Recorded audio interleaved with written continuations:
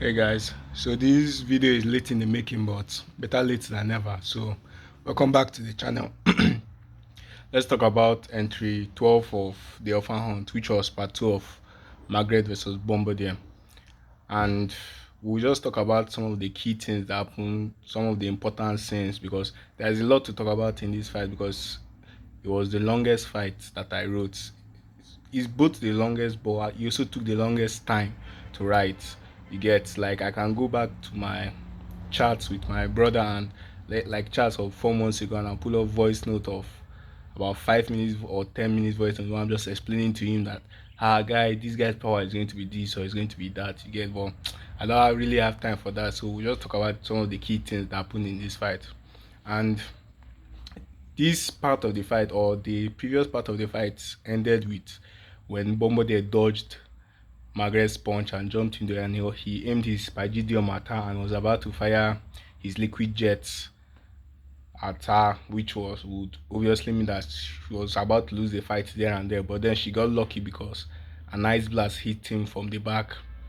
And you might be wondering, maybe it's a convenience or it's a deus ex machina out of nowhere, but it's not, because if you remember in Oluchi and Blessing's fight, there was a time when Oluchi started like swatting or really hitting or batting potions at Blessing, which Blessing was dodging. And the first potion she shot was a lightning bolt, then second was an ice blast.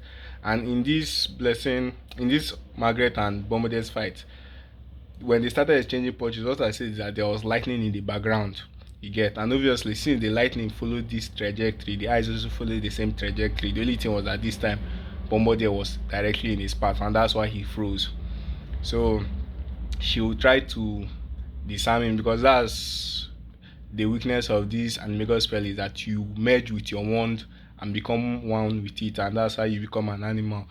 And so the weakness is that a simple disarming spell will rip that one from your body, and you will now be one less and also a human being, so you'll be useless. So that's obviously the weakness. But when she tries the spell on him, he explodes in her face.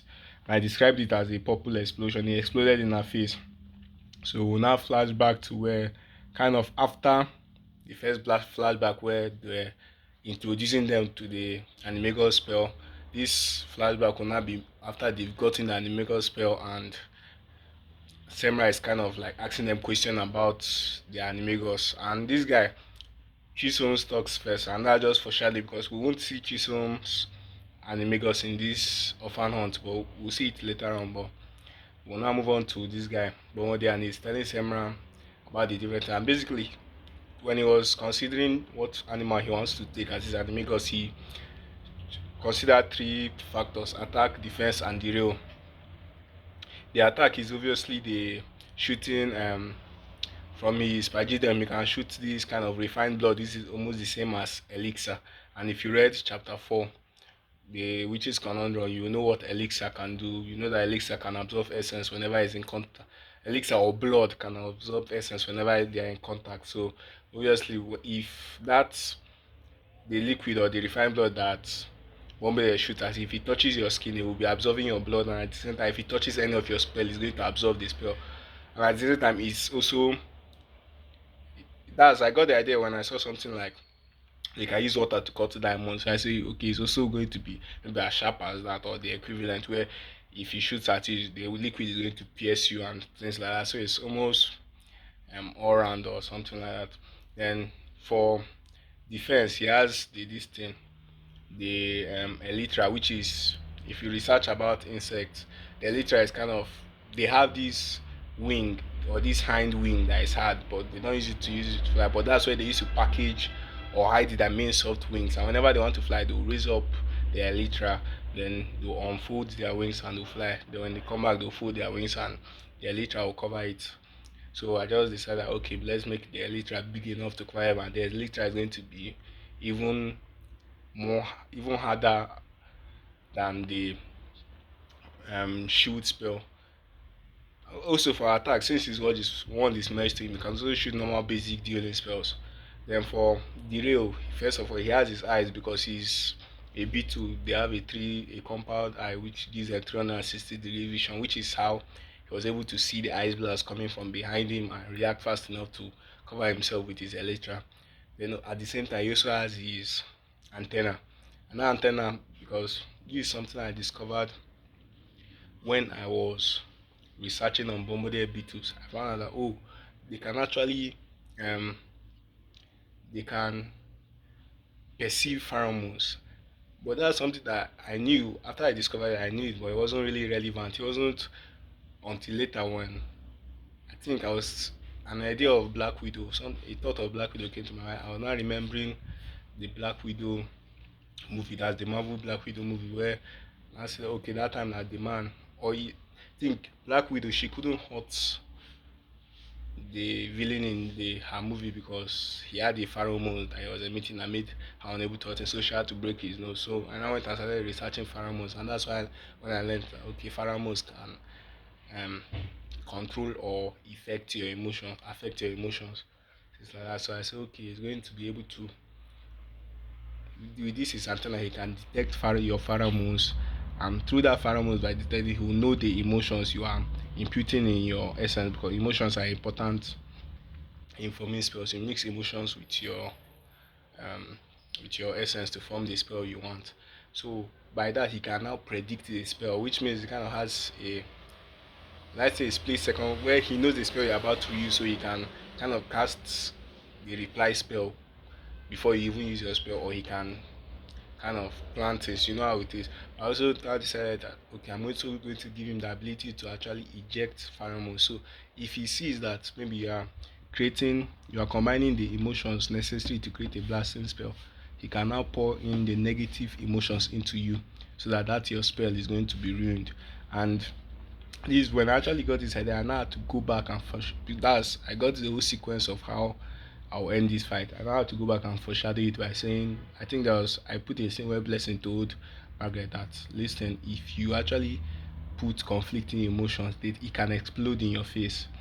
And so we're back in the fight. And so now that Margaret has figured out that, okay, he can actually detect my pheromones and also predict the emotions I'm pouring into the spell, which will help him predict the spell. But she has to confirm this theory whether it's true. The basic kind of Naruto this where if the shinobi is fighting, you use something against it, it's going to say, okay, this is what it's doing, but I need to confirm it first. So she'll go about confirming first. I think first she'll try to um okay, first she tried to, I think, say this. She say a spell out loud, but obviously saying the spell out loud is useless. What matters is, or the main thing that matters is the emotions you are pouring into this thing. And you can also say the spell non-verbally. So she will say a spell out loud, but she's actually casting a different spell non-verbally, while also combining the emotions for the non-verbal spell into the essence. But this guy, the moment they still detected it and still exploded her. But obviously she was ready for it. She just wanted to confirm her theory. So we now get to the final sequence where he first shoots 4 blasting spells at her. Then she'll create a shield spell to protect herself. The blasting spells will destroy the shield spell. She'll dodge some, and those ones she dodged will now be coming back. But she knows that if I cast another blasting spell, what's the name? If I cast another blasting spell, these shield spells can this what am I even saying? If I cast another shield spell, this blasting spell, he can just shoot that refined water jet at her and destroy the blasting spell and attack her. So what she'll decide to do is kind of counter attack where she'll I think that's when she formed the binding vow.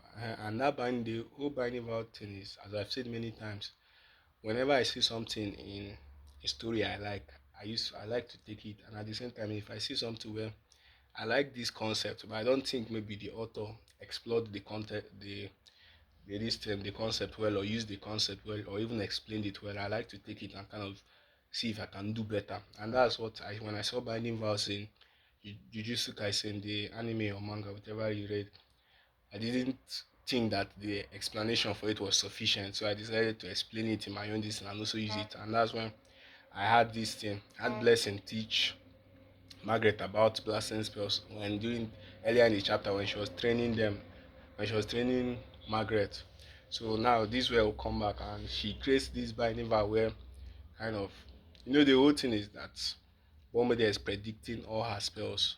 So what she'll do now is she'll create a binding vow where yes, she's going to cast, or she'll say the spell for the blasting spell. She also pour the emotions for the blasting spell into the essence, which means everything it should be a blasting spell. But that binding, and this guy Bombardier is also going to perceive that okay, this is a blasting spell. But the thing is that binding vow can make it come out as a disarming spell or another spell. So basically the binding vow allows her to use spells that he cannot predict.